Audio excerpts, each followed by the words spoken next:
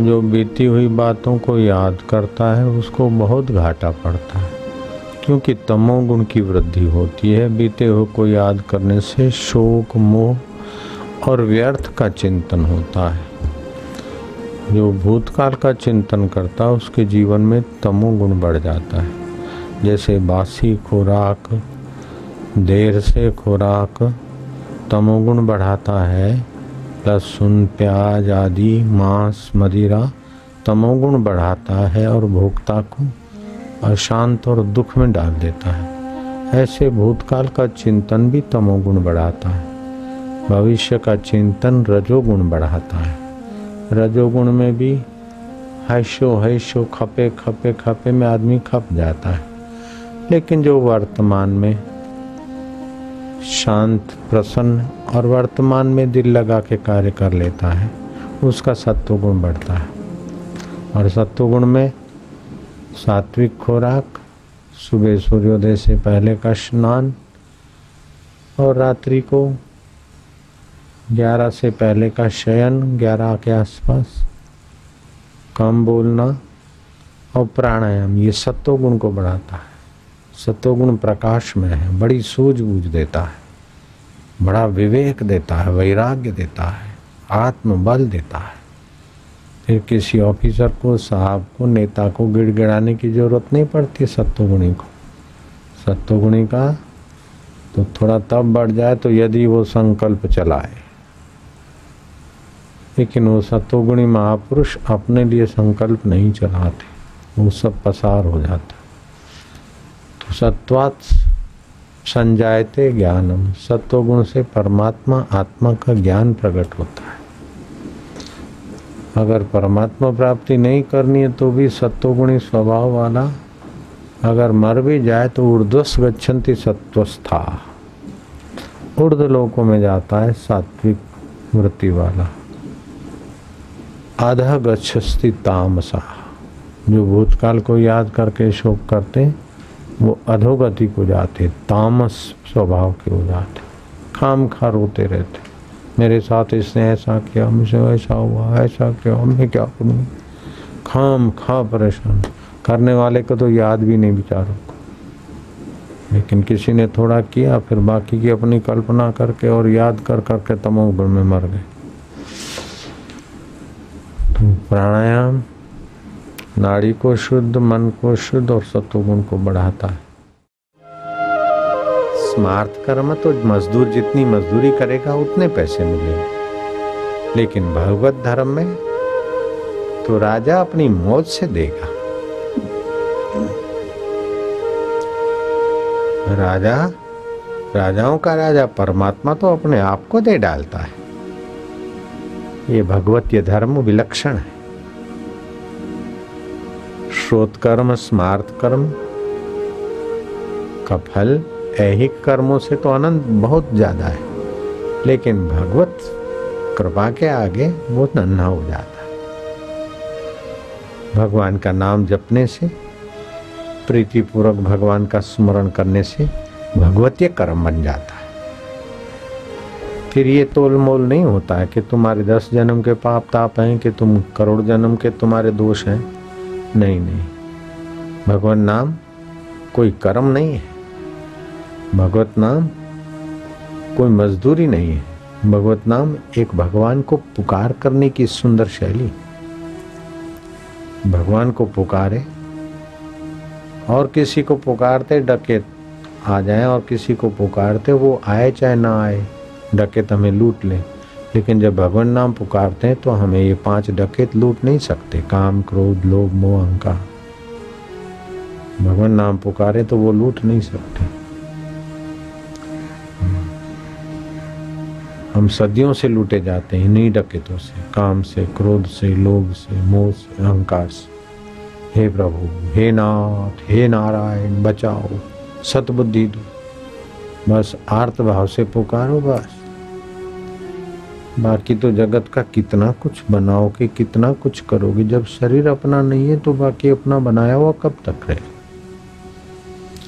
क्या करिए क्या जोड़िए, थोड़े जीवन का छोड़ी छोड़ी सब जात है। लोग बोलते मेरे पक्के पैसे हो गए अभी 7 लाख, मेरे बेटे के नाम 1 लाख था, साईं आपकी कृपा से भी 7 लाख हमारे पक्के हो गए। तो 7 लाख नहीं 7 करोड़ पक्का कर ले, क्या हो जाएगा? कच्चा तो कच्चा है, जिसको पक्का मानते वो भी शरीर की नश्वरता के आगे वो भी सब कच्चा है।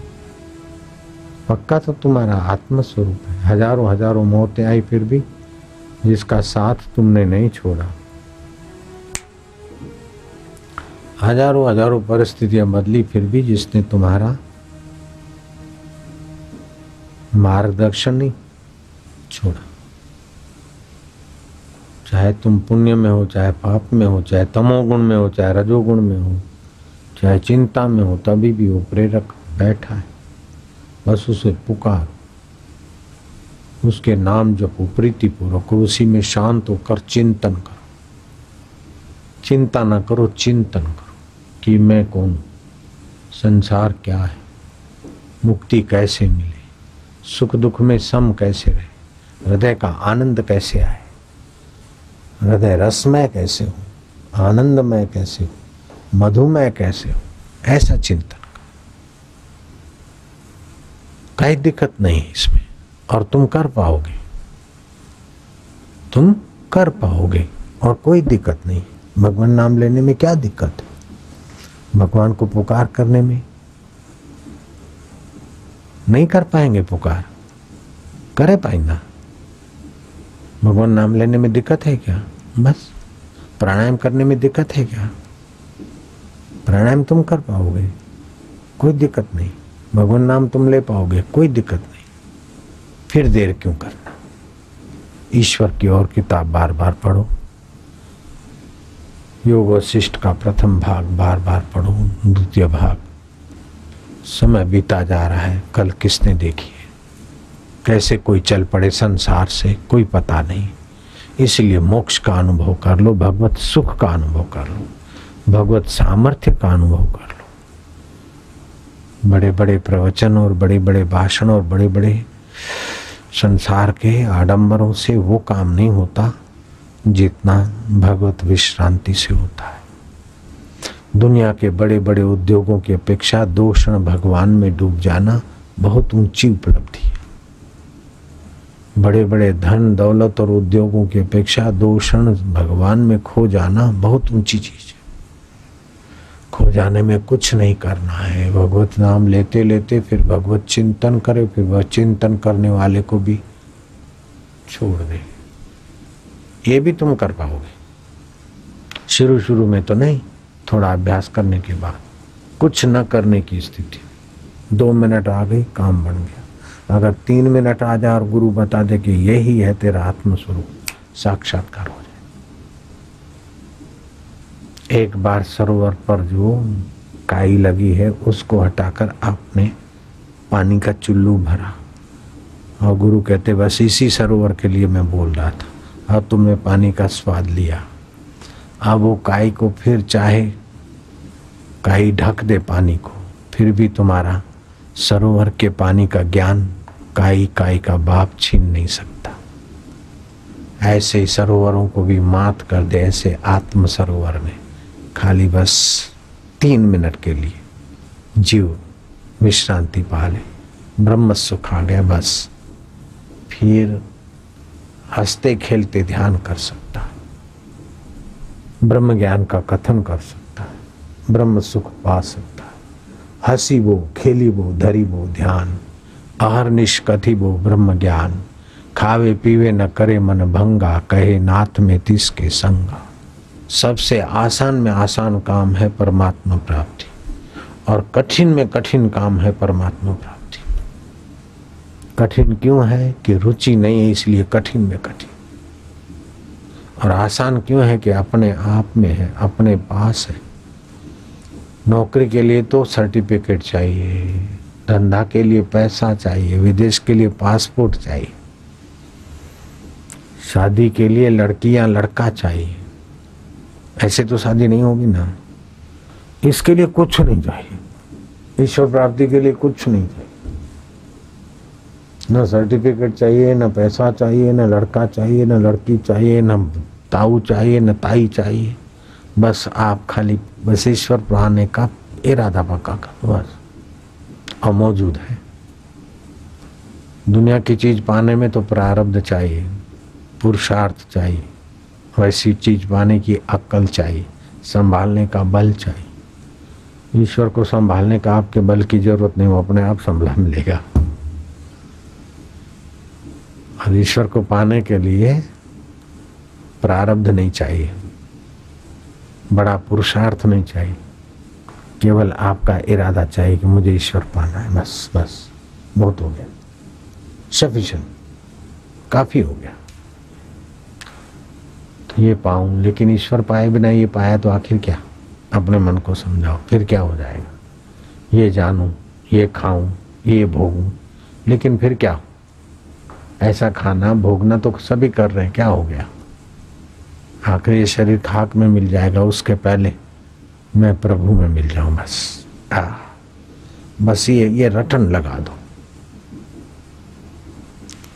अगर 115 माला रोज करें ओमकार की, 3.5 घंटे का काम है, कहीं दिक्कत नहीं आएगा। दिक्कत भाई 3.5 घंटे नहीं लगा सकते ईश्वर प्राप्ति के लिए, कहीं दिक्कत ना है। 1 साल के अंदर ईश्वर प्राप्ति हो सकती।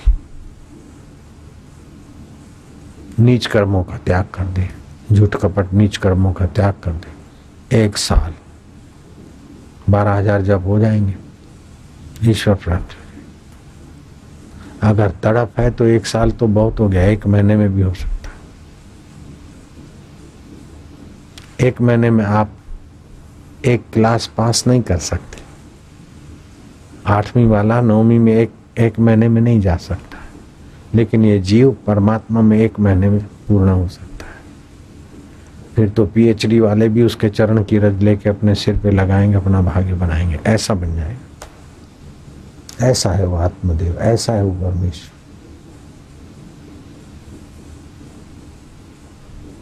संसार को पाना है तो प्रारब्ध चाहिए, पुरुषार्थ चाहिए, वैसा वातावरण चाहिए। और संसार पूरा नहीं मिलेगा, पूरा संसार नहीं मिलेगा, पूरा हिंदुस्तान भी नहीं मिलेगा, पूरा गुजरात भी एक व्यक्ति को नहीं मिलेगा। गुजरात तो छोड़ो, खाली अहमदाबाद भी एक व्यक्ति को नहीं मिल सकता, आधा चौथाई अहमदाबाद भी एक व्यक्ति नहीं पा सकता, 10वां हिस्सा भी अहमदाबाद का एक व्यक्ति अपने अधीन नहीं कर सकता, 100वां हिस्सा भी, लाखों मकान हो जाएंगे 100 में से, नहीं कर पाएगा। लेकिन सारा ब्रह्मांड का जो स्वामी है उसको अपना कर पाएगा। और ये संभाल संभाल के टेंशन में मर जाएगा, और ईश्वर को संभालने की जरूरत नहीं, वो उल्टा आपको ही संभाल लेगा। ईश्वर मिलेगा तो पूरा मिलेगा, संसार मिलेगा तो तुच्छ थोड़ा सा मिलेगा, और उसको संभालने का टेंशन देगा और अंत में छोड़ के मार देगा। संसार की चीजें जितनी बढ़ेगी इतनी जिम्मेदारी, तनाव और टेंशन बढ़ेगा। हाँ, सेवा के लिए संस्था संभालते तो टेंशन नहीं है, अपनी दुकान संभालते तो टेंशन है, लेकिन ये हजारों दुकान संभाल रहे हैं, कोई टेंशन नहीं।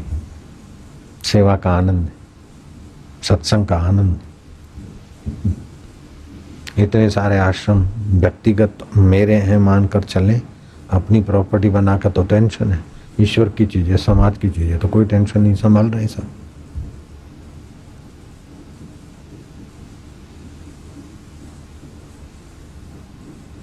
जो अपने शरीर और परिवार के दायरे में बंधते हैं तो तनाव और टेंशन। व्यापक समाज रूपी ईश्वर की सेवा में लगते तो काय का टेंशन, वो तो आनंद है, वो तो कर्म योग हो जाता है।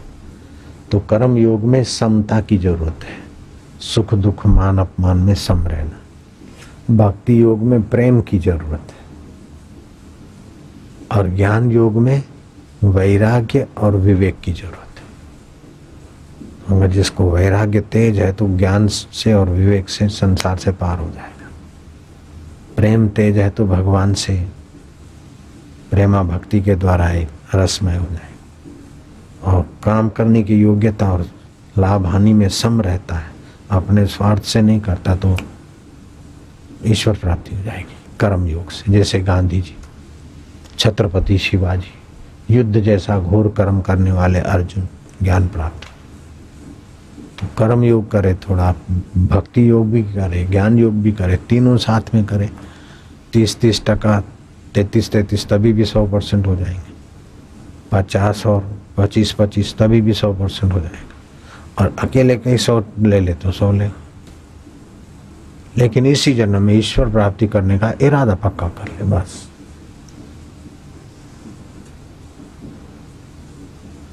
तड़प तीव्र हो जाए तो 1 महीना तो क्या, 1 हफ्ता भी बहुत है। परीक्षित राजा को 1 हफ्ते में ईश्वर प्राप्ति हो गई। खटवांग राजा को 2 मुहूर्त में हो गई।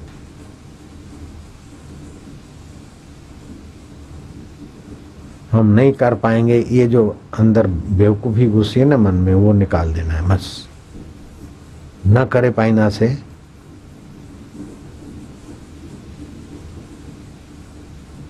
यूपी में गोरखपुर है, बिल्कुल सच बोल रहा हूं। तो वहां सत्संग चल रहा था दूसरे महात्मा का। वो अच्छे ऊंचे कोटि के महात्मा थे। उन्होंने कहा ईश्वर के लिए तड़प हो तो 1 हफ्ते में ईश्वर प्राप्ति हो सकती है। तड़प, अगर भाई आपको क्या बताएं, बेटा माँ के लिए तड़पे तो क्या हफ्ता तड़पना पड़ेगा उसको? 1 दिन भी तड़पे तो माँ को आ जाना चाहिए। झूठ मूठ में माँ माँ करे तो माँ समझेगी कि वह हरामी है, करो मुझे। सचमुच में बेटा माँ के सिवा कुछ नहीं चाहता है तो माँ गली गूंची में गई, अड़ोस पड़ोस गई, किसी गांव गई तो भी उसको आ जाना चाहिए।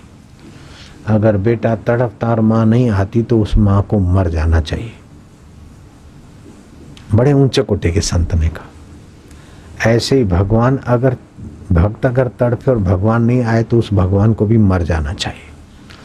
आप तड़पो, भगवान आ जाएंगे 1 दिन के अंदर। संत बड़ी अधिकार पूर्वक वाणी से बोल दी। तो गोरखपुर के सत्संग में बैंक का एक अधिकारी ऑफिसर था, वो बड़ा भक्त था। उसका नाम था सेवाराम। सेवाराम ने इस बात की गांठ बांध ली और घर गया। पूजा का रूम अलग था और भगवान के लिए तड़प थोड़ी तो थी। बस बैठ गया, तेरा दर्शन नहीं होगा तब तक नहीं उठूंगा। बैठे रहे, पुकारे, जो भी कुछ तड़प से होता था किया। तो कमरे में तड़प जोर पकड़ा थोड़ा, तो कमरे में सुगंध सुगंध सुगंध सुगंध। लेकिन 23 घंटे बीत गए, सुगंध तो हुई लेकिन और कुछ। 24 घंटे बीत गए, 25 बीत गए।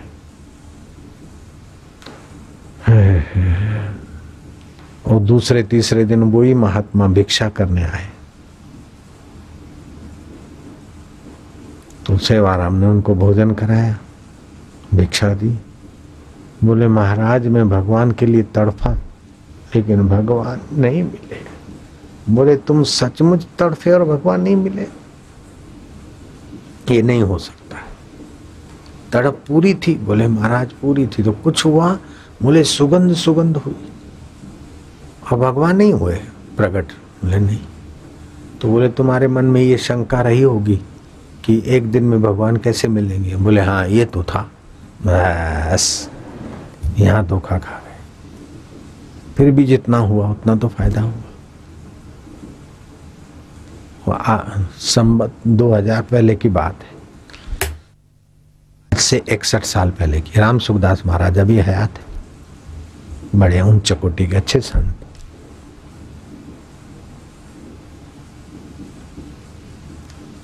देख लो। चलो तो ये तड़प भी भगवान से ही मांगो।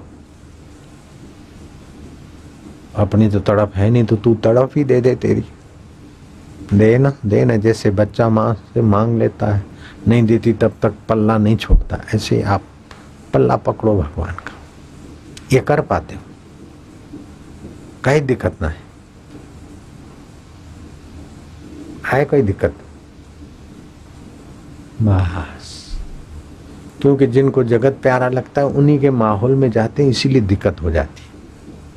जिनको भगवान प्यारे हैं उन्हीं के माहौल में रहें तो भगवत प्राप्ति की प्यास जगर रास्ता आसान हो जाता है। बनना है तो डॉक्टर, लेकिन घूम रहा है खरबूजा बेचने वाले के साथ, तो कैसे डॉक्टर बनेगा बेटे? बनना है आईएएस ऑफिसर।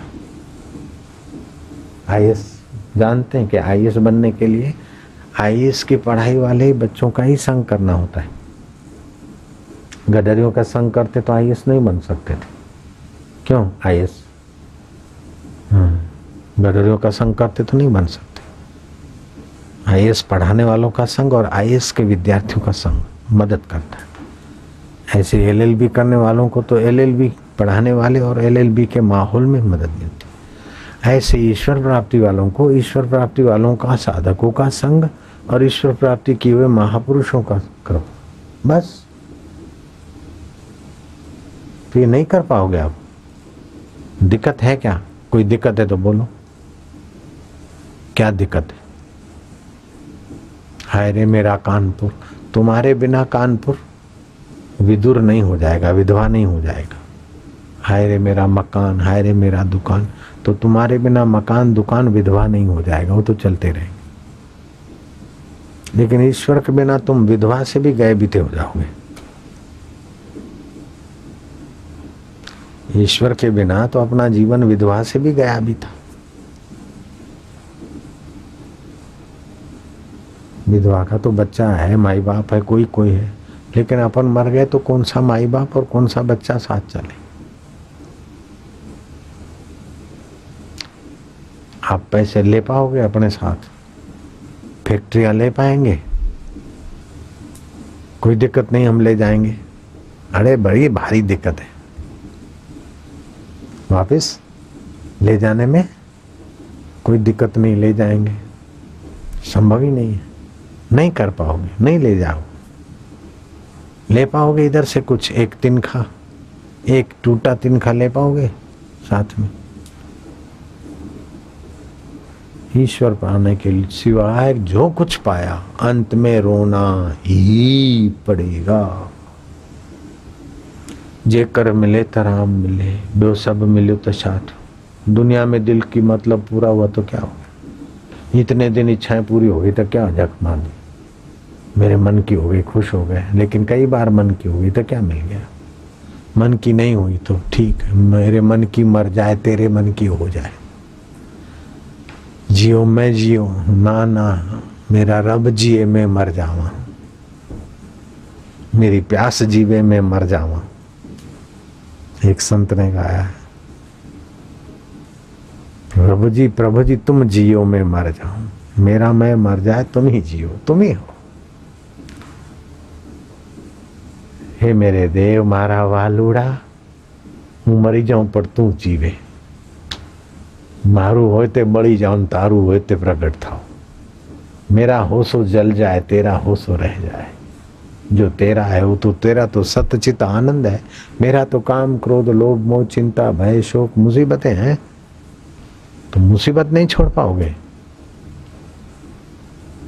एक दिन के सत्संग से इतना लाभ हो जाता है, अगर नित्य सत्संग करे और नित्य साधना करे तो ईश्वर पाने में कोई दिक्कत नहीं आए। ओम ओम ओम ओम।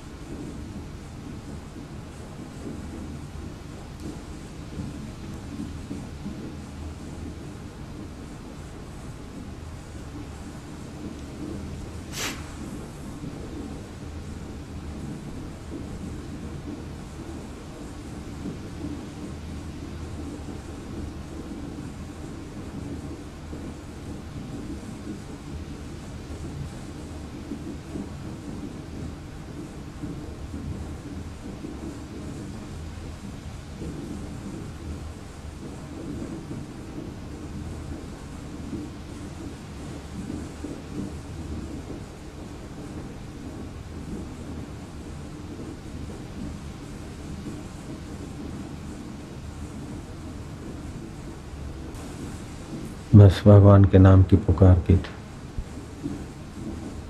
अकाल मृत्यु टल गई। ये भगवतीय धर्म है। और राजा नृग ने स्मार्त कर्म किए थे, इतना इतना दान करूं तब मुझे स्वर्ग मिले। उसमें गलती हुई तो क्रिकेट हुए, बाद में स्वर्ग में गए। तो स्मार्त कर्म नहीं, भगवत प्रीति अर्थ कर्म। स्वार्थ, जो ऐसे संसारी स्वार्थ के काम करते हैं उससे तो स्मार्त कर्म करना कई गुना अच्छा है, लेकिन स्मार्त कर्म से भी भगवतीय कर्म का बड़ा प्रभाव। झाड़ू क्यों लगा रहे कि भगवान की प्रसन्नता के लिए, आटा क्यों पीस रहे कि ईश्वर की प्रीति के लिए, चूर्ण क्यों बना रहे हैं कि ईश्वर की प्रीति के लिए। कबीर से किसी ने पूछा कि ताना क्यों बुन रहे, बोले प्रभु जी के लिए कपड़ा बना रहे। तो प्रभु जी कहाँ पहनेंगे, तो ग्राहक है, तो ग्राहक रूपी प्रभु जी की सेवा के लिए। बोले राम जी ने बनाया है और राम जी के लिए बनाया, बनाया भी राम ने है और राम जी के लिए। बस प्रभु के लिए, रो भी प्रभु के लिए, खाओ प्रभु के लिए, हंसो प्रभु के लिए, बस बस वाह वाह थी वंजमा। हे प्रभु, वाह प्रभु, इसी से वाहिगुरु वाहिगुरु वाहिगुरु वाहिगुरु में से वाहिगुरु वाहिगुरु चल पड़ा। वाह गुरु, गुरु का ज्ञान सुन के वाह गुरु वाह गुरु, गुरु ने रास्ता दिखा दिया। वाह गुरु वाह गुरु वाह गुरु में से वाहिगुरु वाहिगुरु वाहिगुरु वाहिगुरु वाहिगुरु। सतनाम सतनाम सतनाम जी, वाहिगुरु वाहिगुरु वाह गुरु जी, तेरो नाम तेरो नाम जी, मां नित्य होते जपिया तेरो नाम जी। सतनाम सतनाम वाह गुरु, बस वाह प्रभु वाह हरि। दे धराधर आनंद ही आनंद, मौज ही मौज।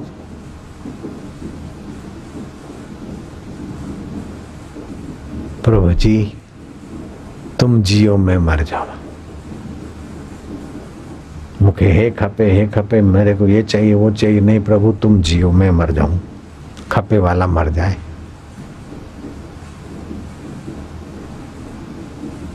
ओम नारायण हरि हरि गोविंद माधव हरे माधव, गोविंद गोपाल कृष्ण शिव राम श्याम हरि। वो जानता है कि किसका नाम ले रहे।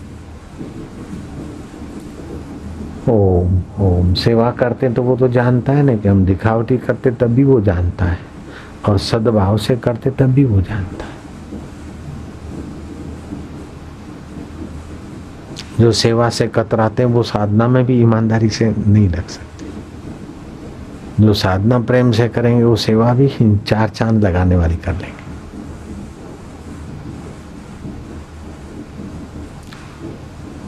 वो सुमरण भी बढ़िया कर लेंगे, सत्संग भी बढ़िया ढंग से पचा लेंगे।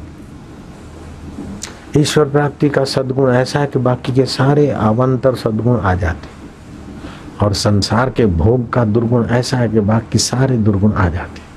आपको संसार से सुखी होने की इच्छा से काम कर रहे हो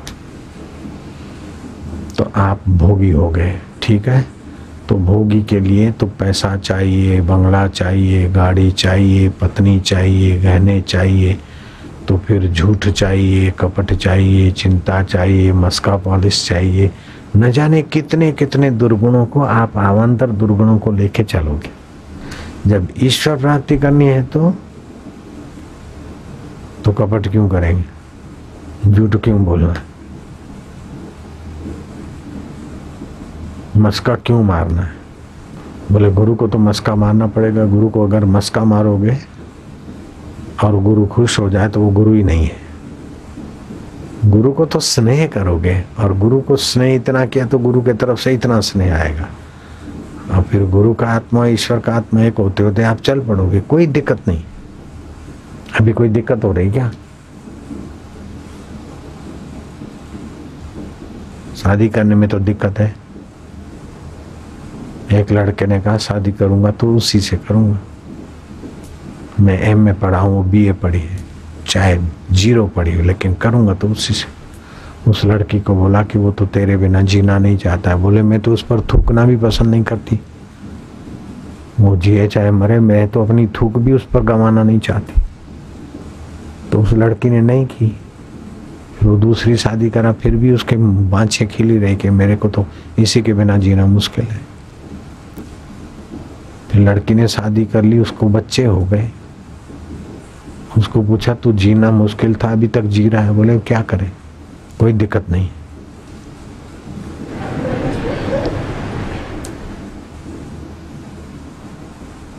दुनिया में आए हैं तो जीना ही पड़ेगा, जीवन अगर जहर है तो पीना ही पड़ेगा, कोई दिक्कत नहीं करके चला रहे। दिक्कत ही दिक्कत है बेटा, कोई दिक्कत नहीं कैसे? ईश्वर प्राप्ति में कोई दिक्कत नहीं, बाकी तो दिक्कत ही दिक्कत है। उसने शादी नहीं की, इज्जत चली गई, दिक्कत है। और पत्नी ये है, वो जानती कि वो दूसरी के साथ था, तो दिक्कत है बेटा। पत्नी को शंका बनी रहेगी कि उधर जाता है, न जाने क्या हो जाए, दिक्कत ही दिक्कत है। कोई दिक्कत नहीं कैसे बोलता है, दिक्कत ही दिक्कत है। ऐसे करोड़पति सब हो पाएंगे जरूरी नहीं है। कोई बोले मैं करोड़पति बन जाऊं, सभी लेबर के बस की बात है क्या करोड़पति बन जाए? सभी लेबर के बस की बात है क्या करोड़पति बन जाए? सभी चपरासियों के बस की बात है क्या करोड़पति बन जाए? लेकिन ईश्वर प्राप्ति कर सकते, कोई दिक्कत नहीं। करोड़पति बनने में दिक्कत है।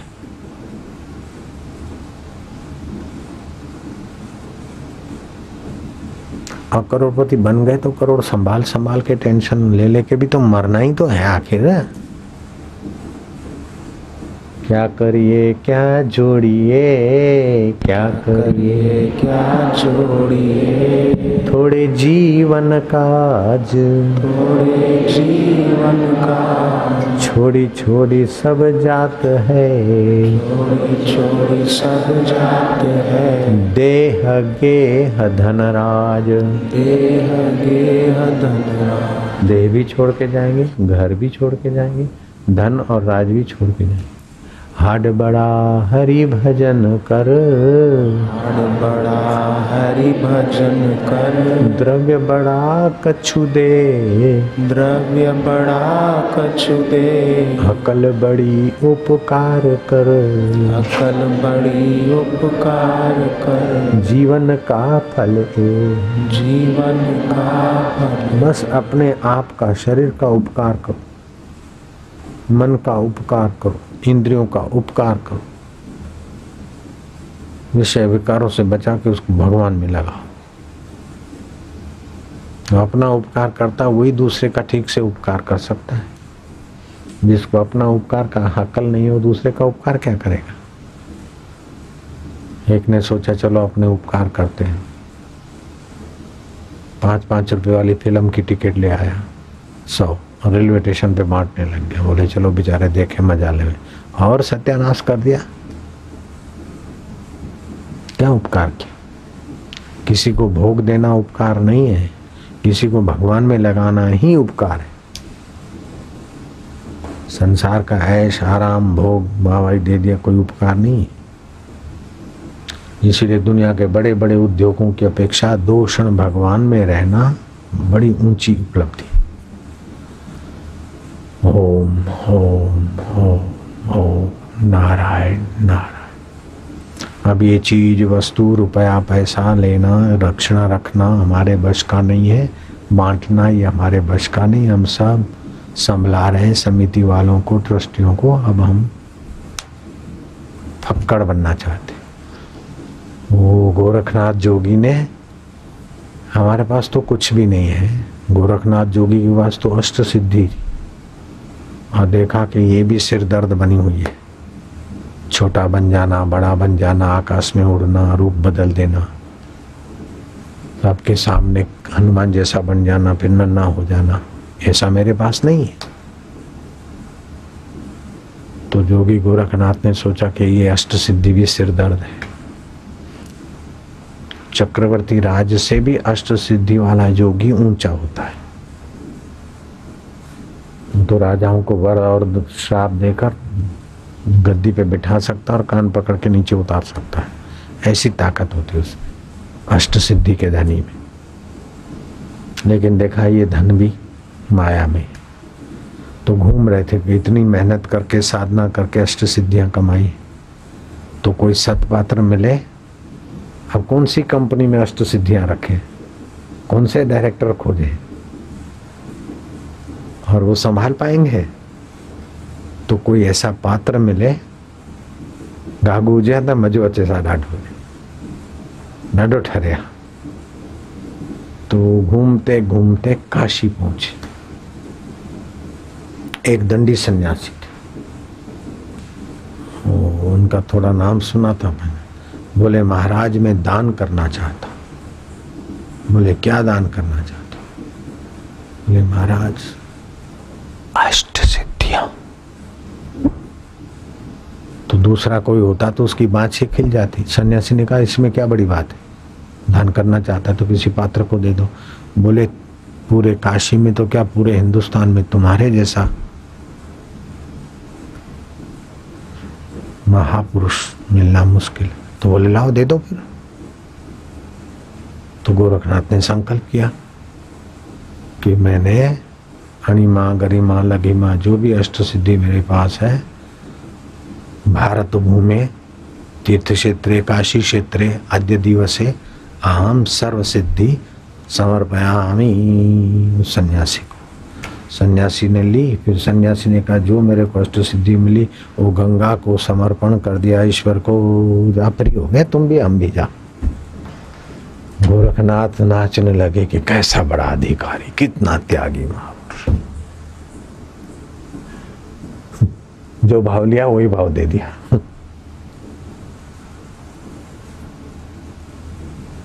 लेकिन लोग जो भाव लेते वो भाव देते हैं, लेकिन बीच में नफा करते। एक चोर था, उसने लड़के ने चोरी का धंधा शुरू किया।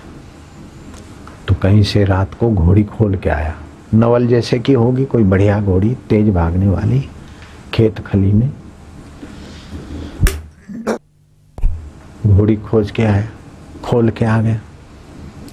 चोर बजा वो अब ढोरों की बाजार में सुबह आया, घोड़ी लेना है घोड़ी। तो चोरी का माल था, तो नया नया था चोर, घोड़ी तेज भागती है, घोड़ी लेना है। तो एक सियाना आदमी पहचान गया कि ये नया सिखड़ गया। बोले कितने में देगा? बोले कितने की होती है, मेरा शुरू का धंधा है। बोले मैं भी पहली बार खरीद रहा हूँ। बोले मैं भी पहली बार बेच रहा हूँ सेठ जी। बोले अच्छा ये मेरा हुक्का पकड़, मैं जरा राउंड मार के आऊँ कैसी भागती। वो आदमी हुक्का तो पकड़ा गया चोर को, और घोड़ी पर तो 2-4 एड़ी मारी, घोड़ी को मारी 2-4 एड़ी और लगाम खींचा।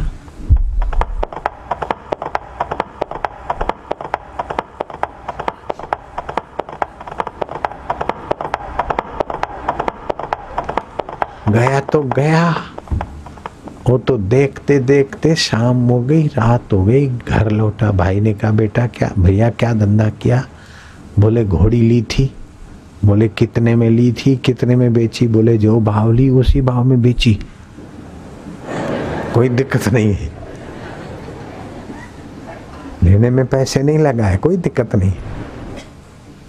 समझ रहे हैं? कौन समझ में आ रहा है ना? कोई दिक्कत नहीं।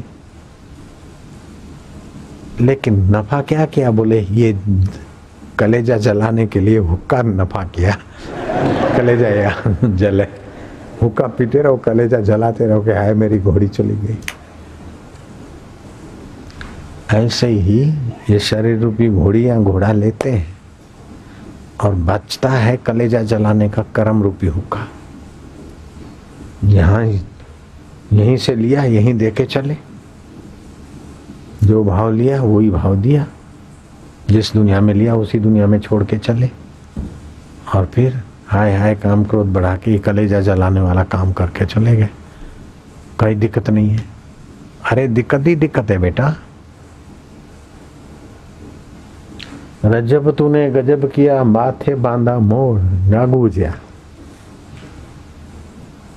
आया था हरि भजन को और चला नरक की ओर, बोले कोई दिक्कत नहीं है। दिक्कत भारी, जरा जरा बात में लोगों को आदत पड़ जाती, कोई दिक्कत नहीं कोई दिक्कत नहीं। अरे दिक्कत ही दिक्कत है बेटा, जिस रास्ते जा रहे हो दिक्कत ही दिक्कत है।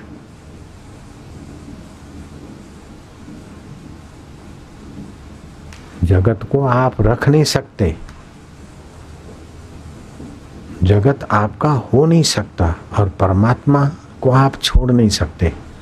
फिर भी समझ में नहीं आ रहा तो दिक्कत ही दिक्कत है। बोले कई दिक्कत ना है, बड़ी भारी दिक्कत है।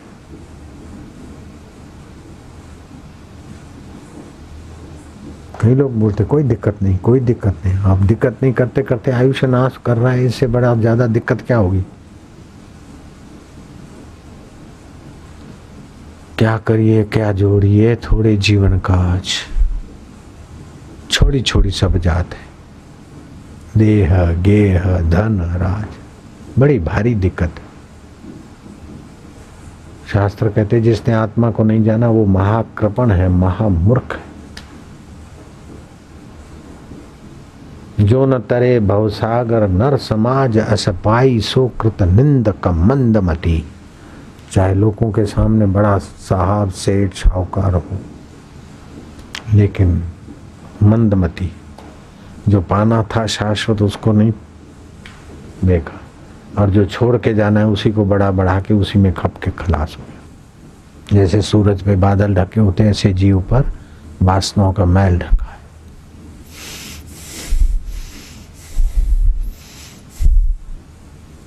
नहीं तो दिक्कत बनाया जा रहा है, बोलता है कोई दिक्कत नहीं। दिक्कत बढ़ाया जा रहा है, बोले कोई दिक्कत नहीं और आने दो। खाएगा तो इतना आटा और सोएगा तो 1.5 फीट बाय 6 फीट में, और क्या। अपनी व्यक्तिगत आवश्यकता कम रखें, समय शक्ति उसमें बर्बाद न करें, बाकी का सेवा में जप में ध्यान में ईश्वर में लग जाए। ये बुद्धिमत्ता है। अपने लिए ज्यादा अगर सहूलतें चाहेगा, वीआईपी बना रहेगा तो ईश्वर से नहीं मिल पाएगा। राजे महाराजे धक्का मुक्की सा लेते थे, अपमान सहते थे गुरु के द्वार पर। हम भी गुरु के द्वार गए तो कैसा कैसा जिए थे। अगर हमारे गुरुदेव हमको वीआईपी ट्रीटमेंट देते तो हम वीआईपी ट्रीटमेंट के योग्य भी थे। जयराम जी की 10-15 तोला सोना रोज कमाते थे, उसको लात मार के गए थे, लेकिन वो वीआईपी ट्रीटमेंट में हमारा जो बुरा हाल होता, अभी शायद हम होते कि नहीं होते। लेकिन हमको गुरु ट्रीटमेंट मिली, वीआईपी ट्रीटमेंट नहीं, गुरु ट्रीटमेंट, भारी ट्रीटमेंट। बर्तन मांजो, पानी भर के ले आवे, बाजार से सब्जियां ले आए, कोई दिक्कत नहीं। जब ईश्वर पाना है तो ये सब सेवा तो आनंद है।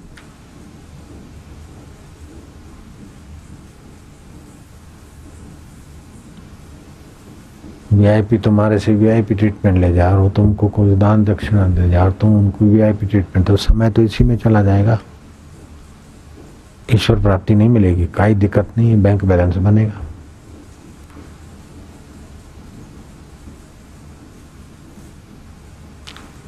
जो वीआईपी ट्रीटमेंट की व्यवस्था करते हैं उनके जीवन में बरकत है, शांति है।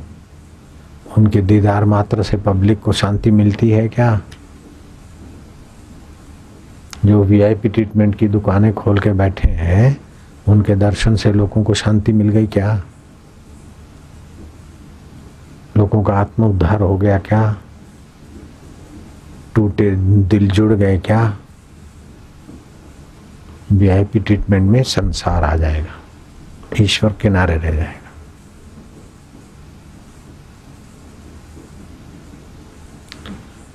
नारायण नारायण। नजर रहेगी वीआईपी के अधिकार पर, वीआईपी के पैसे पर, ईश्वर से नजर हट जाएगी और उसको भी मान सम्मान मेरा मिला, ठीक है। फिर भी यथा योग्य व्यवहार, बाकी ईश्वर से नजर हटाकर आप कुछ भी करोगे तो आपको भी और सामने वाले को घाटा रहेगा। ईश्वर की, हाँ नया नया आता है तो हम भी उसको वीआईपी ट्रीटमेंट देते हैं, कहाँ से आए कैसे, प्रेम से बात करते हैं। लेकिन जब पुराना हो गया तो गुरु ट्रीटमेंट चालू कर देते। गुरु माना बड़ी ट्रीटमेंट, वीआईपी ट्रीटमेंट बहुत लघु ट्रीटमेंट है। शरीर का ख्याल करना लघु है और आत्मा का उद्धार करना गुरु है। नारायण नारायण नारायण नारायण। जो पुराने होते जाते हैं उनको मैं गुरु ट्रीटमेंट देता हूँ।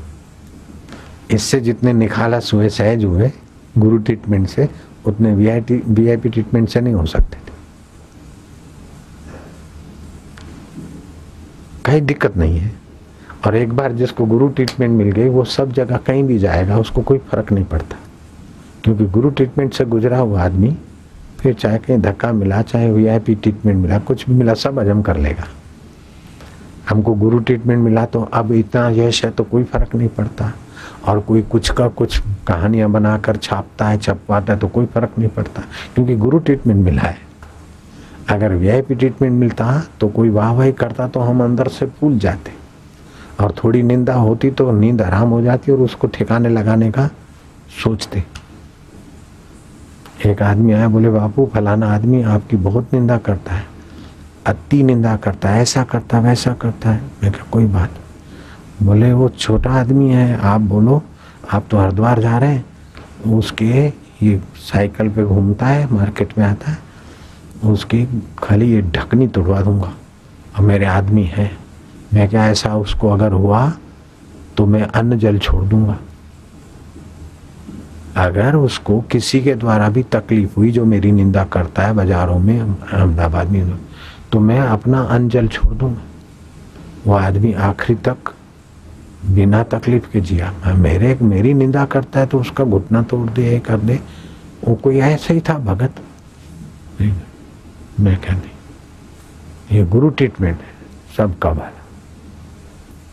अब भाई गुरु के पास आते तो एक दिन में तो सब देवता नहीं बन जाते, सबका अपना अपना स्वभाव है। तो जरा तू मैं वाले भी आ जाते हैं, फिर 1-2 दिन 4 दिन आने के बाद वो पक्के हो जाते, बढ़िया हो जाते। ये गुरु ट्रीटमेंट मिल जाती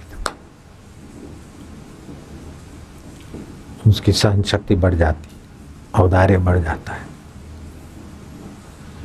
नारायण नारायण नारायण। जो भी यहाँ सेवक आते हैं, सेवा करते हैं अपने घरों से, उनका और उनके पड़ोसी का व्यवहार में फर्क मिलेगा। जिन्होंने मंत्र दीक्षा लिया है उनके घर में चाहे संपत्ति हो चाहे गरीबी हो, लेकिन उनके घर में जाओगे तो उनके घर में स्नेह मिलेगा, प्रेम मिलेगा, नम्रता मिलेगी, सहानुभूति मिलेगी, क्योंकि गुरु ट्रीटमेंट मिली है ना। जिन्होंने भी मंत्र दीक्षा लिया है वो चाहे किसी भी पोस्ट पे है, उसके घर में जाओगे तो आपको थोड़ी आत्मीयता लगेगी, थोड़ी सहजता लगेगी, सज्जनता लगेगी। हालांकि पूरा गुरु ट्रीटमेंट उसने हजम किया ना किया होगा, एक बार भी आ गया है, मंत्र दीक्षा ले लिया और जब करता है तो उसके घर में आप जाओगे तो निगुरु के घर में और नामदान लिए हुए के घर में जाने में आपको जमीन आसमान का फर्क लगेगा, क्योंकि गुरु ट्रीटमेंट मिली। नामदान मिला तो 2-4 घंटे रहा है, गुरु ट्रीटमेंट से गुजरा है। तो यहाँ भाई वीआईपी ट्रीटमेंट नहीं है, गुरु ट्रीटमेंट का द्वार है। गुरु माना बड़ी ट्रीटमेंट,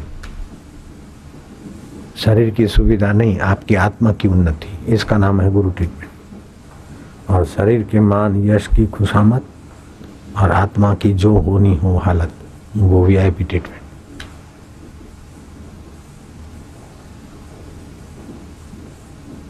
तो बाहर बोर्ड लगा दो, जिसको आश्रम में वीआईपी ट्रीटमेंट चाहिए वो अपना पहले से नाम पता भेज दे ताकि हम तैयारी करें। और गुरु ट्रीटमेंट चाहिए उसके लिए दरवाजे खुले, कोई दिक्कत नहीं है। बैठेगा, इधर बैठेगा उधर बैठेगा, इंतजार करेगा, और फिर जो दर्शन होगा वो गुरु ट्रीटमेंट सीधी हो जाएगी। नारायण हरि नारायण हरि।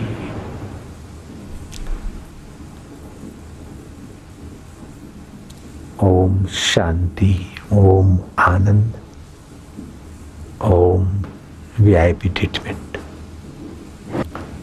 गुरु ही गुरु ट्रीटमेंट दे सकता है, बाकी गुरु भाई तो एक दूसरे से प्रेम से, स्नेह से, आत्मीयता से व्यवहार करे तो अपना रस बढ़ेगा। जो दूसरों को मान देते हैं उनका अपना आनंद बढ़ जाता है। ये गुरु ट्रीटमेंट है। गुरु भाइयों के द्वारा नम्रता और स्नेह भरा व्यवहार, ये गुरु ट्रीटमेंट है। और तू तड़ाके का व्यवहार, ये गुंडा ट्रीटमेंट है। जयराम जी की जैसे गुंडे लोग व्यवहार करते हैं, अबे है हट जा, अरे इधर मत, तो ये तो समर्पित साधक ऐसा नहीं कर सकते। जिनको सचमुच में गुरु ट्रीटमेंट मिली है वो तोछड़ा व्यवहार नहीं कर सकते, वो प्रेम भरा व्यवहार करेंगे। आप अमानी रहें, दूसरे को मान दे। हुकूमत चलाने का आश्रमवासी के स्वभाव में नहीं होता। वो तो नम्रता की, प्रेम की, सेवा की मूर्ति होते हैं, स्नेह की, सुहृदता की मूर्ति होते हैं। कोई भी बाहर का आ जाए तो आश्रमवासी का कर्तव्य है कि बाहर वाले को परायापन न लगे। लोग तो घर घर जाके लोगों को पटाके अपने धर्म में, रिलीजियस में, मजहब में लाते, और हमारे यहाँ अपने आंगन पे आया है तो अतिथि देव ही है, और फिर गुरु का चाहक है, भगवान का भक्त है, तो हमारे लिए तो देवता हो गया, गुरु भाइयों के लिए तो देवता हो गया। तो उसका अनादर न हो, उसका दिल न दुखे, ये तो सभी गुरु भाइयों को ख्याल रखना चाहिए कि कोई भी गुरुद्वार आता है तो उसका दिल न दुखे, उसका अनादर न हो। ये सभी गुरु भाइयों का कर्तव्य है।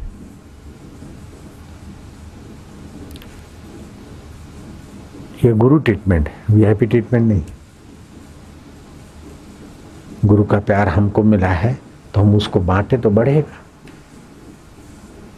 गुरु का श्रेय, गुरु का आश्रय, गुरु का प्रसाद, गुरु का कुछ हमें मिला है तो हम नए जो हो रहे हैं उनको भी अपने उस प्रसाद से लाभान्वित करें।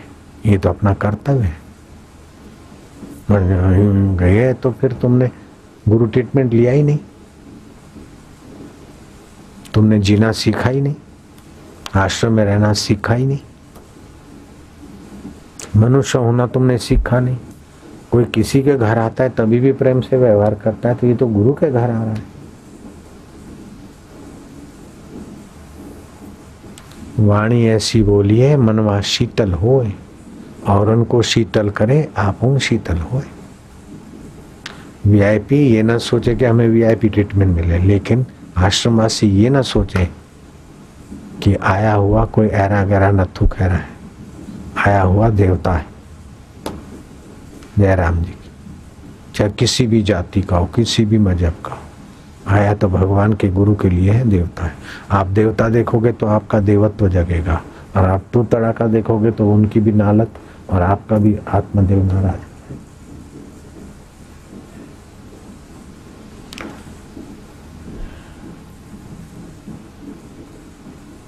गुरु गोविंद सिंह